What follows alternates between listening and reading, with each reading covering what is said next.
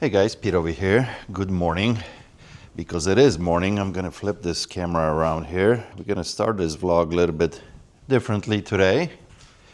I'll give you what's up in the morning in the shop before we open. Here's Honey.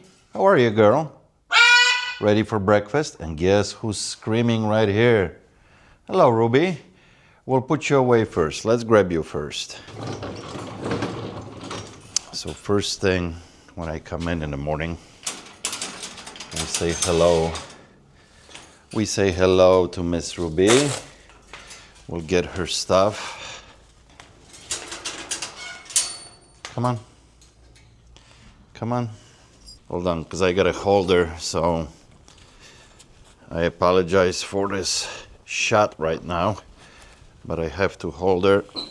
Hey, hey. She's not happy in the morning because she wants to poop first thing in the morning. She's kind of trained that way. There you go. Do your thing. Yep. So, and then we got Miss Walters over here. How are you, girl? So now, what we do, first thing in the morning, somebody yesterday was asking me what kind of food I buy for the birds. So what you saw me on a video, I bought these. It's like a mix and it has all kinds of different stuff in it. This is what they get when they get put away for the night. But during the day, we'll feed them all kinds of different seeds and goodies. They especially Ruby likes these dry peppers, and then sunflower seeds and all kinds of seeds. So first thing in the morning they get good nutrition like that. Dry bananas and different fruits, and they all get excited first thing in the morning. Yeah, there you go. What's in there for you? You like it? Yeah. Honey is waiting already for her food. Let's take care of her. All right, Honey, you ready? Let's go. Come on. Come on. Come on, girl. Breakfast time. It is breakfast time. Come on. Yeah. Yeah. Come on. If you're wondering what's on my lip, this little white spot, I think I got like a cold sore coming on. So I put this little thing on it. I think it's called a Blvd or something like that to help heal it faster. Hey, it is what it is. No makeup here, no Hollywood, real stuff. So I am in my shipping area. We're gonna pack few orders. I don't have too many, but you're probably wondering like, Pete, what time you get into your shop, how you start your day. So it really depends. I try to be here usually about 8 to 8:30 in the morning, depending how many orders I got going out. Like today, I think we're gonna have we got 11 orders coming out. So we'll film some of those orders with you guys, show you a few things that sold. I usually try to get in here about 8:30, get things ready, clean the cages, get animals ready, open up the safe, get all the stuff out. So by the time the guys come here, 10 a.m., that's when we open the shop. Everything is kind of ready. I got my packages done, and I can drop them off, and then we can go about the day, what's happening actually in the shop. Get ready also for filming. Like today, it is a filming day. Carlos is coming in later on today, probably around noon. And we are shooting an episode that it's probably going to air about a week from now. We already have most of the footage done as far as the negotiations, but then we film kind of a little bit around the shop between the guys, what we call B-rolls, fill-ins in between the clips. So that's what's happening. But before we start packing, I have a list actually from the last couple of videos. I pulled some questions. And one of them was, let me bring that up. Loving the new series. It would be cool if you show the results of the previous episode action. And absolutely. So let me Let me look that up really quickly. So what we sold were 2 items. We sold this brother that I'm actually very happy that somebody bought this locally, and lady is coming to pick this up tomorrow. So I don't have to ship that, which is wonderful. And that one sold for $50. And then we also sold, which I already shipped out yesterday, Johnny Cash CD. That one sold for $21. So fantastic. This was really nice. And of course, all these profits from that are gonna go to helping Paws Animal Shelter. That's the whole idea behind this series. So anything that we're gonna do on these daily vlogs, it's benefiting the shelter that Honey came from. And today we're gonna auction something off as well, something from the shop that you guys will get to bid on it, that we just picked up the other day. So it should be fun. Before we continue, we're gonna go out to my truck because I have a question. Please reply. What brand or style are those seat covers? Thanks in advance, Mike. So let's go outside, look at my truck, and I'll let you know what they are. Another hot day, guys. It's supposed to be 92 today, so let me switch this around. So my truck, Tundra, has a beautiful brown leather seats. I love them, super comfortable. They're ventilated seats, but in a bag, I put a lot of stuff in a bag. I want to protect them. So right now they're have no cover at the moment, but this is the cover that I put it on. So let me show you what it looks like. Okay, so it's one long big piece, attaches on top to your headrests, and then on the back you got these things that you kind of put in between the seats. Now the brand on this, I bought this on Amazon. Echasma, A-T-C-H-S-A-M-A, kind of unknown brand. I don't know if this will pick it up. I was able to almost match the color of my seats. Now what these are, they're basically designed if you have big dogs that you want to put back there. You don't want them to scratch your leather seats. But I put a lot of crap on that back seat all the time, so that's why I bought these. They work very well. You can quickly remove them. You can unzip the middles. You can put the seat belts through them. Really, really good. They work perfectly. Let me show you how they look when I put them on. So they are kind of universal. They will fit over any pickup truck seat, and it hangs over like that. Protects it all the way around. Clips in on here on top to the headrests. You can zip down the middle if you want to drop down the handrest in there. Perfect, very durable. You can throw it in a washer, wash it quickly. I love them. Man, it's already like 90 degrees, 8:30 in the morning. Supposed to be a very hot day today. Again, but it's dropping down tomorrow, I think, to like 80. So check this out. So here's Honey. She loves sitting right by the door first thing in the morning. And then throughout the day, she sits here too, waiting for people to come in and just greets them. It's amazing. And she never goes out this way. She'll just sit by the door, and people like, can we come in? Is she gonna run out? No, she never runs out. She just sits here and greets everybody. Yeah. All right, first item that we're gonna pick is this True Romance 4K Ultra HD Blu-ray. Sold for $50, so pretty nice. Let's go find this. J3. Here we are. This is pre-owned, in excellent condition, open. All right, let's pack this puppy. All right, as we are packing this movie, a couple questions I want to answer. The first one is, please share more garage sale videos. You could also consider getting a GoPro to mount on your backpack, which makes it less obvious that you are recording. Alternatively, you might look into Meta AI glasses as they can discreetly record from your point of view.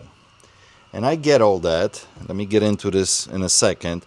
Here's like a follow-up comment that was like literally right behind this. With all due respect, I don't think people should be videoing on private property either. So let me talk about this a little bit, because this is what happened. So many of you probably follow me for a long time, but those who haven't, back in the day, when I first started the YouTube channel, over 10 years ago, it's been a decade, I did the garage sales, flea markets. I filmed all that stuff really before any channels were even out there, maybe a couple. And I would go out there with the big rig. I had a Canon 70D with me, pretty obvious big camera. But I always ask for permission.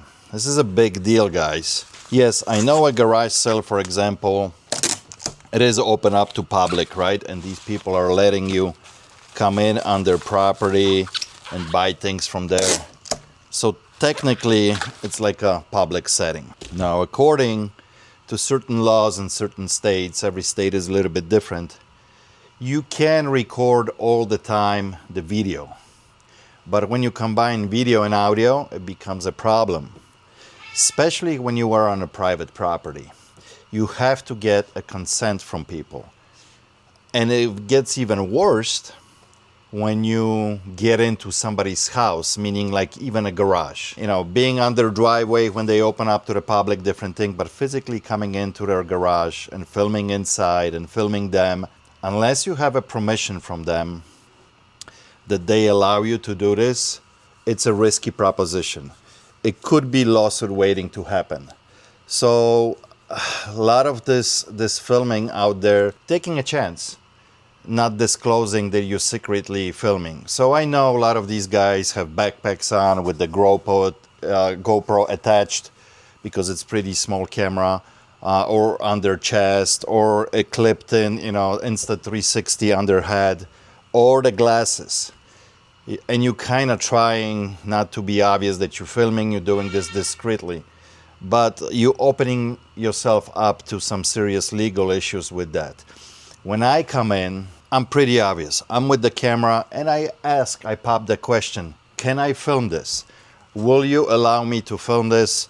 For whatever, I might say I'm doing my own documentary. I might say I'm using this for my YouTube channel, whatever. But I'm asking for the permission. I think this is the best approach. That way you won't have any legal issues later. They are saying this wide open on a video. You capture this, you have a proof that they're allowing you, and that way you're not gonna have any problems. So I think it's very important. That's why you sometimes see me say in those videos, oh, these people I asked and they didn't want me to film. That's the whole thing. I won't film. I totally respect that. If I do buy there something, I'll show you guys later. But it's a huge problem that later on some of the creators, it might bite them in the ass, excuse my language, but that's the reality of it. So, yep. So that answers, I think, that questions, and I hope you guys understand that. All right, the next item we're gonna pick are these $1 silver certificate bills. I sold 8 of them from 1957. Sold for good money, 135 bucks. And they are located in the drawers here. Yep, right there. Very nice condition. 8 of them. So let's protect them. I'll put them in a nice stiff cardboard first, and then we'll put them in an envelope. Nicely solid piece. Only 2 ounces on this. If you wonder stuff like this, will I ship this just Advantage ground, which will cost me, let's see, 2 ounces. So Advantage ground will cost $4.24. Do I want to do that? Yes, I will get a tracking number right on this. But do we want some protection just in case if this gets lost? Absolutely. So I will send this actually USPS priority mail from $7.67. Of course, you will get tracking with that, and in case if something happens, is insured for up to $100. That way, if it gets lost or whatever might happen with it, will be covered at least for $100. I don't have too much money into this, so it's well worth it. All right, let's print this guy. Next question I had, it was kind of interesting. Not a question, but it says, "Hi Pete, how about making up some 8x10 color photos of honey to auction? I would buy one. Thanks." That's an interesting concept. Maybe I'll make like a photo of Honey, Ruby, and Miss Walters all together, so you get all the pets on one picture, and I'll put them on auction. That way, some of you guys, if you just want to support helping Paws, the shelter, you can just buy a photo. If you don't want to buy any crap that I'm going to be auctioning off, at least you get a photo. It's a good idea. I might do that. I might have to do that. 8x10, perfect size, yeah. Next, we got this Swan Advanced day and night security camera. Open box, sold for $40. And let's see, M1, there it is. I like selling stuff like this when it's already in the box because it's so easy. I'll throw in just a little bit of bubble wrap inside so stuff is not banging around, and stick this box in a poly, and off it goes. All right, next one is an interesting comment, not so much a question. I never drop and go at the post office. I have to get mine scanned and get a receipt. But then again, I wouldn't view 12 packages going out in a day as not many. So if you guys curious, I think in the first episode, I walked into the post office, which I've been going in for close to 20 years now, and I literally know all these people there by name, because a lot of these people work there for a long time, and you get to know them, and they know who you are and what do you do. So when I go in there, they have a setup that for all packages, they have already labels like mine and ready to go. They dedicated a counter that you set either your tub or individual boxes on a counter, and they have constantly almost one person scanning all of them. So it's a pretty good setup. You don't have to wait in line. Now the other part of this question is, if you're curious, like that day I think I dropped off like 10 or 12 packages, something like that. On average here I ship out anywhere between 10 to 20 packages a day. Depends on a day. Like after a weekend, obviously there's gonna be a little bit more. But like today, I think I got like 11 or 12 packages first thing to pack this morning. That's from eBay account. And then I will have probably another couple packages from districts. Some of you guys usually buy 1 or 2 a day, different t-shirts and things like that, and stuff that we auction off. But on average, I would say, I don't know, about 15 packages that goes out. So that's why I like to be here first thing in the morning, get those out of the way. And then throughout the day, as things are selling, I'm packing them as well. Hey, morning, sir. Morning. So, yep, so this camera is 2.3 pounds. Let's see where it's going. Where is this Swan Advance going? It's going to Florida, Orlando, Florida, 2.3. The size is 10 by 7 by 3. What's the cost of that? So this one, USPS Ground Advantage, $8.50. And like I said, I will put this box in a poly like this. nicely protected. And let's print the label. I use Rollo thermal printer. Love that thing. This thing has probably printed 50,000 labels. I'm not kidding you. That is a workhorse. Not in any way sponsored by Rollo, but wink wink.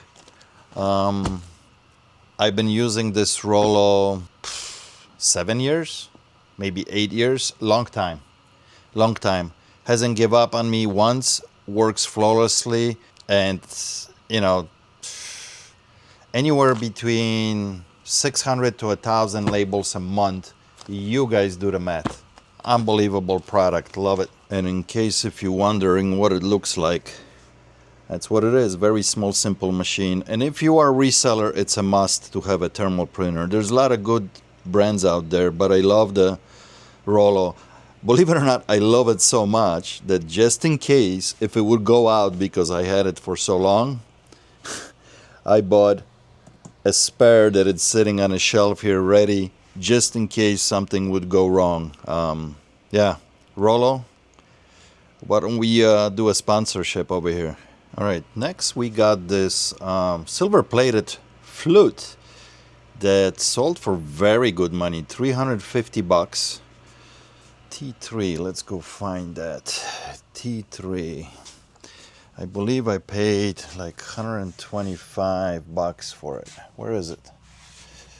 There it is.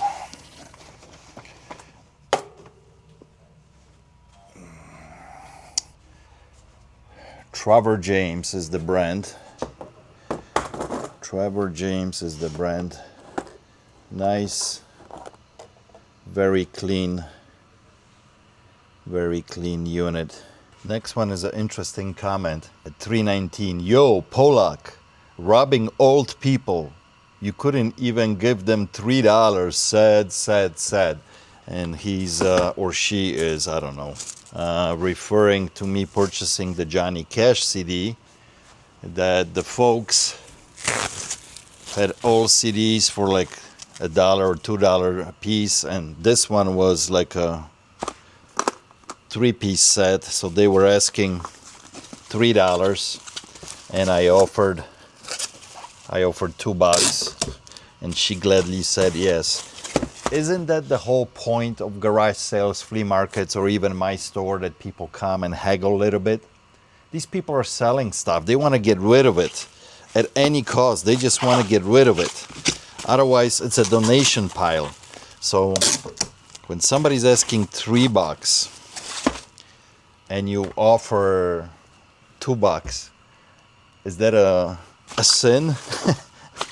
I mean, really, I can't believe people would make comments like that.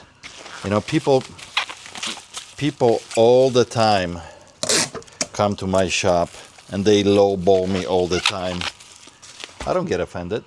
It's part of the business. This is how it works. Everybody wants to get a deal. So, yeah, sad that you had to write a comment like that. Next, we got these Star Wars Vintage Collection Phase 2 Clone Troopers. I got a lot of them, and they're selling very well. I still have over 100 of them left. I bought a bunch of toys of this guy. His family closed down like a toy store or something, and this was the overstock. So, and these are selling very good. I got a really good deal on it, and these little guys are selling for $50 a pop. So I like it. Okay, the next comment that I want to respond to is, you could stayed at the shop, save gas, and made better profit. Absolutely. 100% agreed. So, you know, going to these garage sales, estate sales, thrift stores, very hit and miss, right? You never know what you're gonna find, for how much you're gonna have to drive around. Are you gonna score anything at all that day? That's why many years ago I decided that the shop is the way to go, because I'm stationary and things come to me. That's why I have the shop. Now, do I still love going out there and hunting for stuff? Absolutely. The treasure hunt is the adrenaline that gives you that you never know what you're gonna find. Could it be profitable? Yes, it could be. Is it a lot of work? Absolutely.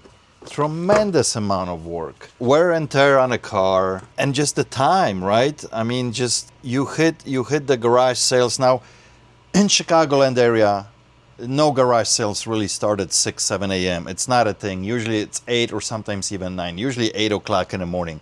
A lot of times people just don't want to get up that early in the morning, and they run those garage sales till about 4 p.m. So if they open at 8, 7, 8 hours is plenty for them to do those garage sales. But yeah, it's always hit and miss.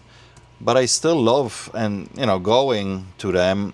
That's why they're popular content, because people truly enjoy watching what you're gonna find, right? That's why some of these videos do pretty well on YouTube, because people are excited to see what's gonna happen, So, but yeah, absolutely. That's why I'm running the shop. That's why stuff is coming to me. It makes absolutely total sense. All right, next we got this receiver. This one is a Denon, probably late 80s, early 90s, sold for $179. Now this stuff from 80s and 90s starts to move pretty well lately, so it's something to consider if you are a reseller. It is tricky to sell electronics like that, and I believe it's sitting up there on a shelf, so let me go grab that. So as you guys know, over the years I love selling vintage electronics. It's always, not only that it's been my hobby, but it's one of those things that gets my juices flowing, and I know actually quite a bit about some of this stuff. Like this unit, for example, it's extremely clean. I mean, this baby is beautiful. No remote for this unit. But I try not to sell vintage electronics anymore online. Not only that they're older and they're prone to get damage in shipping.